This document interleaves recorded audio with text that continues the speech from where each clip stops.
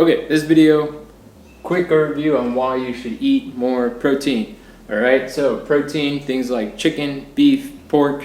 Pork's more fat, and same with beef, but whatever, lean beef, but things like that, so turkey, all of those types of foods you should be eating more of. The reason why is, I'm pretty sure this is correct, the thermic effect of food. So whenever you start to eat things like chicken, right, your body is then going to use 20 to 30% of the calories from the chicken just to digest it. So just kind of put that in a little bit of perspective. So let's say chicken is 200 calories, right? You eat 200 calories worth of chicken.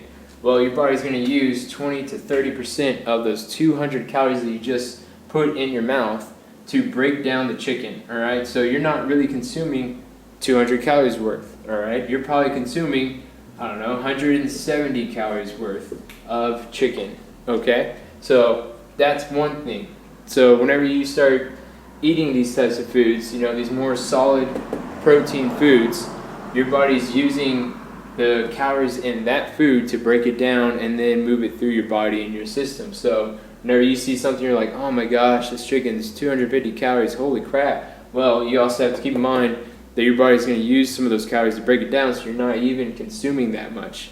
Now, another thing is protein is basically made up of amino acids, right? So AA, amino acids, there's also BCAA, which is branched chain amino acids, and that's just broken down protein, all right? So it's protein just broken down into its lowest form, so then your body uses it.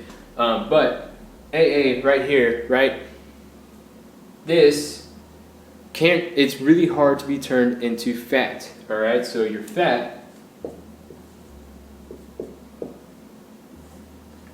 what a fat is basically